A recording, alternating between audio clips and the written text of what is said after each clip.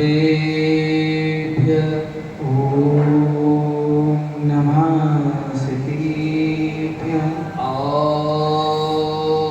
नमः सिद्धेभ्यः। ॐ नमः सिद्धेभ्यः। ॐ नमः सिद्धेभ्यः। ॐ नमः सिद्धेभ्यः। कावर्णमकारं जनवर्वसस्य वर्धमानस्य दंसन्मग्गं वोचामि जहाकमेव समाशे। मंगलं भगवान अरहंत मंगलं ऋषभोहिनं मंगलं पूज्यपादार्यो दिनागं पंतोस्थितं यस्य स्वयं स्वभावाप्ति प्रभावे कृतस्कर्मणा तस्मै संज्ञानरूपाय नमोस्तु परमात्मने। नमोस्तु परमात्मने। देव देवादेव विश्ववंदने श्री अजितनाथ भगवान की जय। देवादेव एक श्री शांतिनाथ भगवान की जय। वर्तमान शासन नायक श्री महावीर भगवान की जय। 2400 तीर्थंकर भगवान की जय। आचार्य भगवान श्री पूज्यपाद स्वामी की जय।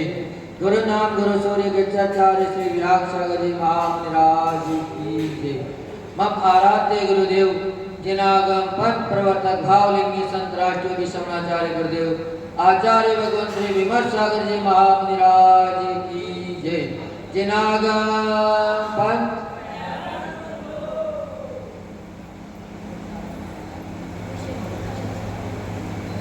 मुंशी विश्वेश्वर महाराज की जय। मुंशी विश्वेश्वर महाराज की जय। प्रभु भक्ति वंदन चिंतन से। प्रभु भक्ति वंदन चिंतन से दुखों का अनुभव नहीं होता। अध्यात्म के योग से कर्मों का क्षय होता। प्रभु भक्ति हमें हो, प्रभु भक्ति हमें पापों से बचाए रे।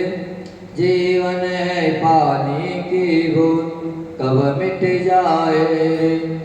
होनी अनहोनी हो, होनी अनहोनी कब क्या घट जाए रे।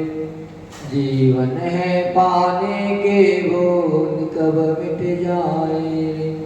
जय गजनागम पंथो अनादि अनिधन जनागम पंथ जयवंत। हे भव्य आत्मा, हे भव्य मनुष्य ज्ञानी आत्मा, अपन सभी का महान पुण्य का उदय है कि अपन प्रभु की देशना सुन रहे हैं, प्रभु की वाणी सुन रहे हैं। प्रभु की वाणी में हमारा मन लगा है, क्योंकि प्रभु की वाणी सुनना सरल कार्य नहीं है, बड़ी कठिनाई से मिलती है। कहते हैं कि भगवान महावीर स्वामी को केवल ज्ञान भी हो गया, फिर भी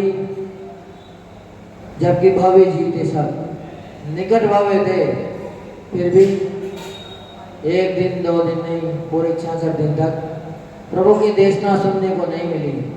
पर अपना महान पुण्य का उदय है कि अपने को सहज में ही प्रभु की वाणी से साक्षात्कार हो रहा है। आचार्य भगवान पूज्य पाद स्वामी बड़े दयालु हैं, बड़े करुणावान हैं कि अपने को प्रभु की वाणी से साक्षात करा रहे हैं। चिंतन मंथन परिश्रम खुद कर रहे हैं और लाभ हमें दे रहे हैं, क्योंकि गुरु सो उपकारी होते हैं, अपना नाम भी उपकार करते हैं और साथ ही साथ पूर्व जीवों का भी उपकार करने की कोशिश करते हैं कि हमें रास्ता मिल गया तो रास्ता दूसरों की दिखा दे ताकि उसका भी कल्याण हो जाए। तो आचार्य भगवान ने कल अपने को बताया था कि अज्ञान उपास्य ज्ञानम, अज्ञानी की उपासना अज्ञान को देती है और ज्ञान की उपासना ज्ञान को देती है। अपन जिसकी उपासना करेंगे वैसा ही अपने को मिलेगा। अपन इतने मूड हैं कि अपने को सब बता रहे हैं, समझा रहे हैं, फिर भी अपन जिससे ज्ञान की प्राप्ति होनी थी, सुख की प्राप्ति होनी थी, उसका आश्रय नहीं लेते हैं। अज्ञानी किसको कहा है? अज्ञानी कहा है इस जड़ शरीर को, क्योंकि शरीर का आश्रय लेंगे तो क्या मिलेगा? इसकी सेवा करने से अपने को क्या मिलेगा? मात्र दुखी मिलेंगे, कर्मों का ही आश्रय होगा। पर जो ज्ञानी व्यक्ति होते हैं वह हमेशा आत्मा का आश्रय लेने की कोशिश करते हैं। शरीर को उतना देते हैं जितना उनका काम हो जाए, क्योंकि बिना तेल के तो गाड़ी चल नहीं सकती, तो शरीर को देना पड़ेगा। क्योंकि शरीर अपने लिए गाड़ी के जैसा है, मंजिल पे पहुंचाने वाला है।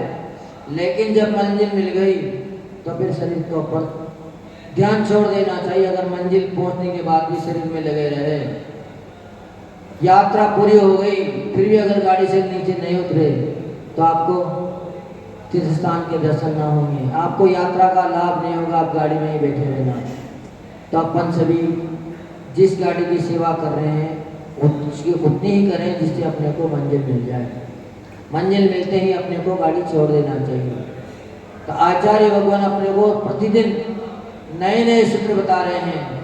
उसी श्रृंखला में आज आचार्य भगवान पूज्यपाद स्वामी कह रहे हैं, क्या कह रहे हैं अपने से, कि परिसाध्य विज्ञान द्रास्य वैसे निरोधिनी जायते ध्यातम योगिने करुणामासु निर्जरा।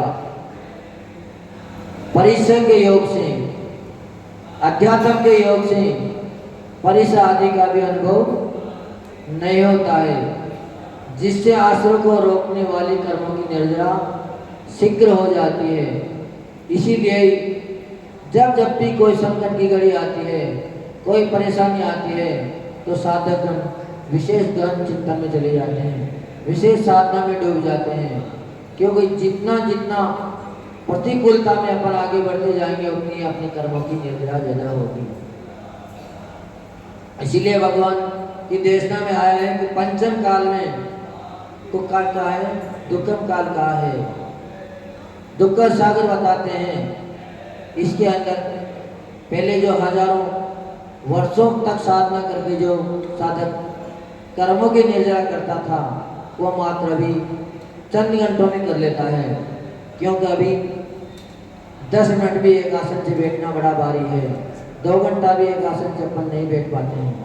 पर पहले के साधक 4-4 महीना का योग धारण कर लेते थे, 4 महीने तक हिलते भी नहीं थे, उठते भी नहीं थे, ना उनको परेशानी लघु शंका की और तीव्र नंद की शंका की, अपने ध्यान में मस्त।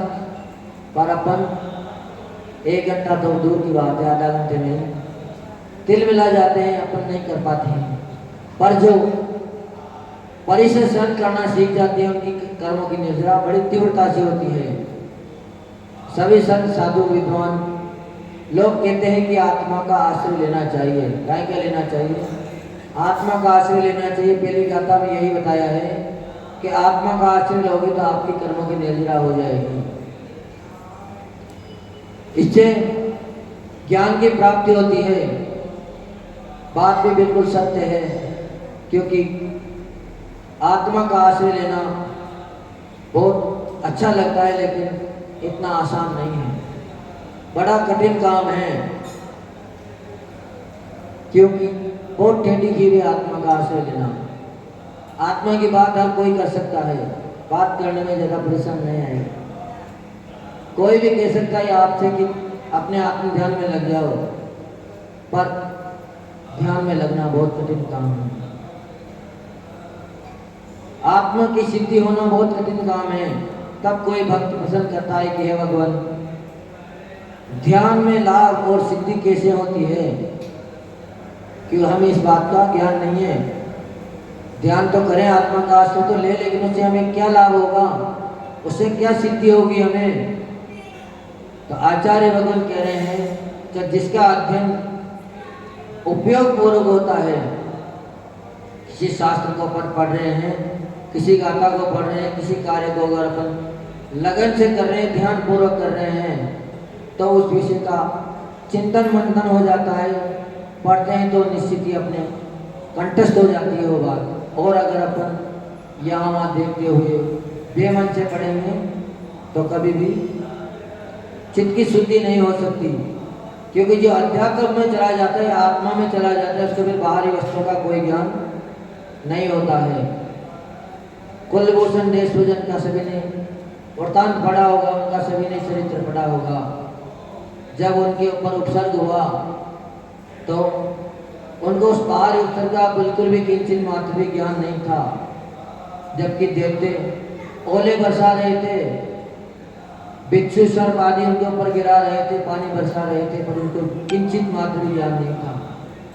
पर उनके पास के जो जंगल के वासी थे, गांव वासी थे, वो मात्र उनकी आवाज़ सुनने मात्र से ही भयभीत थे, अपने गांव को छोड़कर चले जाते थे, क्योंकि उनको आत्मा का ज्ञान नहीं था, उन्होंने आत्मा का आश्रय नहीं लिया था।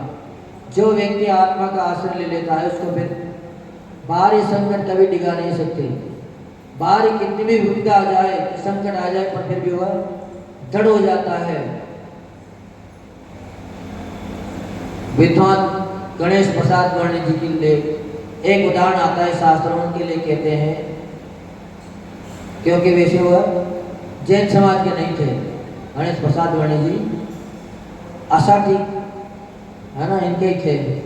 उनको चिरंजीवी ने पाला पोसा था और आगे बढ़ाया था, पर फिर भी उन्होंने जैन धर्म में इतनी विद्वता हासिल करी कि बड़े बड़े विद्वान उनके पास ज्ञान लेने आते थे, और मात्र ज्ञान ही नहीं देते थे, उसका स्वयं अनुभव भी करते थे, उसको अपने आचरण में भी उतारते थे। वो किसी को सच में किसी कोई बात बताते नहीं थे, पहले अपने जीवन में उतारते थे, फिर ही किसी को बताते थे। तो उनके भी एक दिन ऐसा साता का अवधि आया कि उनके कमर में फोड़ा हो गया। फोड़ा हुआ तो फोड़ा भी ऐसा हुआ कि एक बाटी जैसा बहुत मोटा फोड़ा हो गया, पक गया, बहुत तकलीफ थी। सभी लोग कहते थे कि पंडित जी इसका इलाज करा लीजिए, इसका ऑपरेशन करा लीजिए ताकि आराम आ जाएगा। तो पंडित जी ये कहते थे कि भैया मेरी आत्मा को तो कोई दुख दर्द है ही नहीं, हमारी आत्मा में कोई फोड़ा हो ही नहीं सकता, जिसमें हुआ है वो इलाज कराए, हम क्यों परेशान हुए हैं। पर फिर भी समाज वाले थे तो सबने मिलकर उनके मना करने के बाद भी एक डॉक्टर को बुला दिया। डॉक्टर आया, डॉक्टर ने परिस्थिति देखी तो देखकर बड़ा आश्चर्य हुआ कि इतना बड़ा फोड़ा है, फिर भी विद्वान चुल्लक महाराज शांति से बैठे हैं, कोई परेशान नहीं है, आराम से अपनी साधना में मस्त हैं, चेहरे पर बिल्कुल भी विषाद की रेखा नहीं है।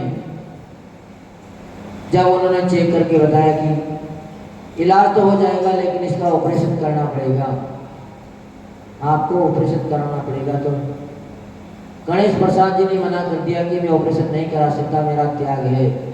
अगर आपको करना है तो आप ठीक कल 12 बजे हमारे पास आ जाइएगा, आपको जो करना हो कर लेना।